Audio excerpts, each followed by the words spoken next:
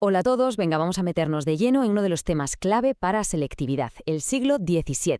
Hoy toca hablar de la decadencia del Imperio Español, la época de los Austrias menores.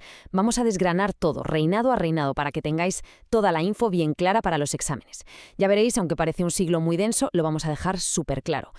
Vale, esta es la hoja de ruta. Primero, una visión general de quiénes eran estos Austrias menores.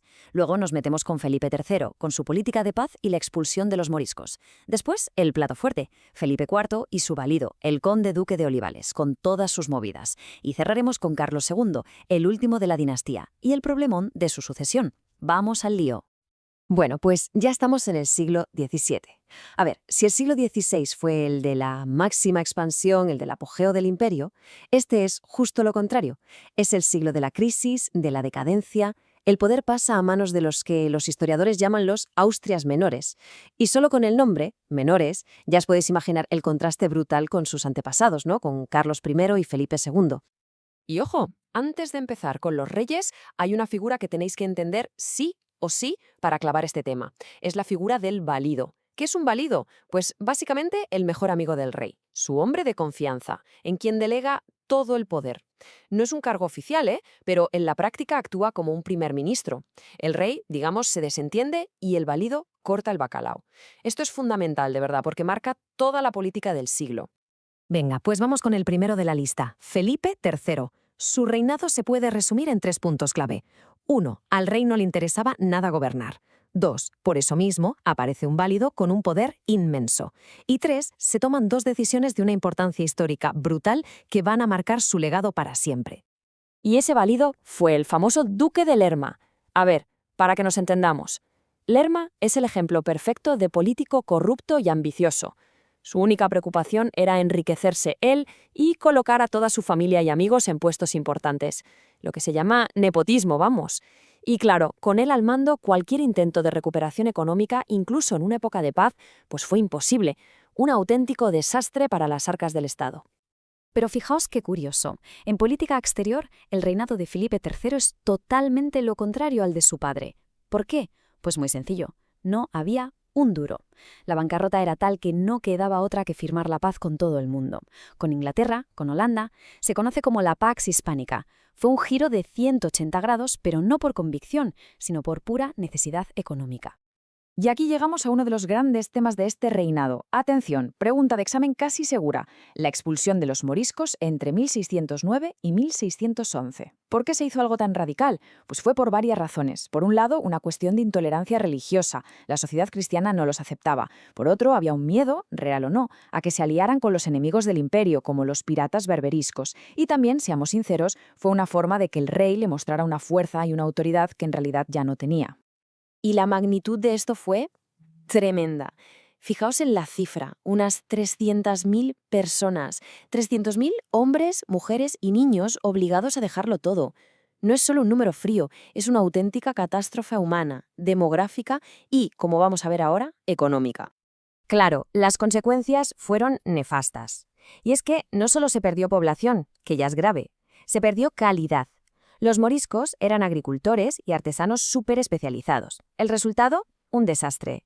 El campo, sobre todo en zonas como Valencia y Aragón, se quedó sin mano de obra cualificada y la agricultura se hundió. Un tiro en el pie en toda regla para la economía. Vale, dejamos atrás a Felipe III y pasamos a su hijo, Felipe IV. Aquí la cosa cambia radicalmente.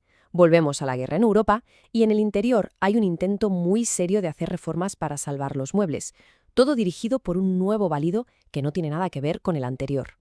Y este nuevo valido es el conde duque de Olivares. Y aquí tenías que hacer una comparación clara con Lerma, porque son la noche y el día. Olivares no era un corrupto, era un político inteligente con visión de Estado. De verdad quería reformar la monarquía y evitar el colapso. El problema es que sus proyectos, aunque bien intencionados, chocaron con 2 muros gigantescos, la guerra y la resistencia de los propios reinos.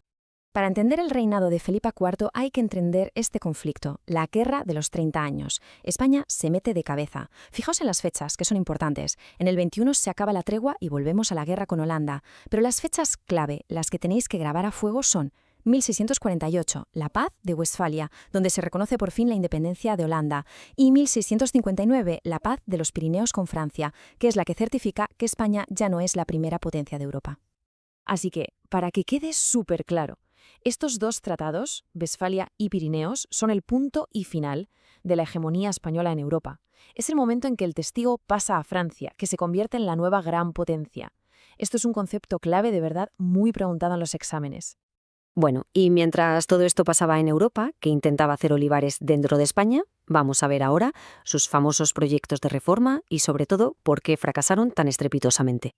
El objetivo de Olivares era uno: fortalecer la monarquía y evitar la decadencia. Su gran proyecto, la unión de armas. ¿Y qué era esto? Pues básicamente crear un ejército permanente de 140.000 hombres pagado por todos los reinos de la monarquía, no solo por Castilla. Buscaba unificar, centralizar, pero claro, el gasto de la guerra era brutal, así que tuvo que subir impuestos, vender cargos, y eso, lógicamente, no le gustó a nadie.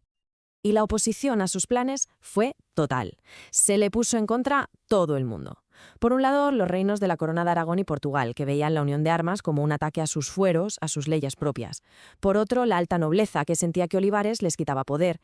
Y por abajo, pues el pueblo, que ya no podía más con tanto impuesto y tanta crisis. Todo este descontento, toda esta tensión acumulada, tenía que estallar por algún lado. Y estalló. ¿Cuándo? En 1640. Apuntad bien esta fecha, por favor. 1640 es el Annus Horribilis, el peor año del siglo para la monarquía española. La crisis total. ¿Y qué pasó en 1640? Pues que estallaron dos rebeliones enormes al mismo tiempo, en Cataluña y en Portugal. Y aquí, de nuevo, ojo, porque comparar estas dos rebeliones es un clásico de examen. Ambas empiezan en el 40, sí, pero fijaos en las diferencias. La causa, el desarrollo y sobre todo el final son muy distintos. Spoiler, a Cataluña se la consigue someter de nuevo, pero Portugal se independiza para siempre. Y con esto llegamos al final del siglo, y al último rey de la dinastía, Carlos II. Si todo lo anterior era decadencia, su reinado es ya el ocaso, el final definitivo de una época. Carlos II fue un rey marcado por sus graves problemas de salud desde niño, consecuencia de la endogamia de la familia. Y en cierto modo su figura, frágil y enfermiza, se convirtió en el perfecto símbolo de cómo estaba el propio reino, débil y en crisis. Su reinado fue una lucha constante por el poder entre diferentes facciones de nobles, lo que llevó a una parálisis política casi total. Militarmente, la situación era desastrosa. El imperio era incapaz de defenderse. Y claro, el rey de Francia, Luis XIV, el Rey Sol, se aprovechó. Guerra tras guerra, España fue perdiendo territorios en Europa. El Franco Condado, Luxemburgo, zonas de Flandes, una sangría constante que demostraba quién mandaba ahora en el continente. Pero el gran problema del reinado de Carlos II fue otro, el problema sucesorio. El rey no podía tener hijos. Y esto no era un problema personal, era un problema de Estado, un problema europeo.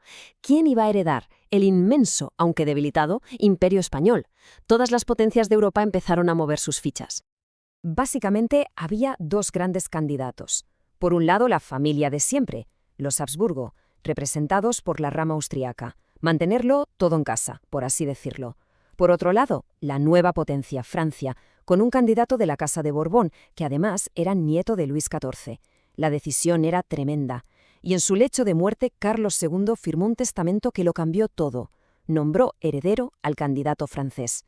Con esa firma acababa de poner en marcha la siguiente gran guerra europea, la Guerra de Sucesión Española. Y así, con la muerte de Carlos II en 1700, se acaba el siglo y se extingue la dinastía de los Austrias en España. Un siglo entero de crisis, de guerras, de decadencia. Y la pregunta que queda flotando es inevitable. ¿Estaba el imperio condenado a caer sí o sí? ¿O fueron las malas decisiones de sus gobernantes las que lo llevaron al abismo? Bueno, espero que este repaso os haya sido de gran ayuda. Si es así, no dudéis en compartirlo con vuestros compañeros de clase, que seguro que también les viene genial. Y por supuesto, suscribiros para no perderos los próximos temas.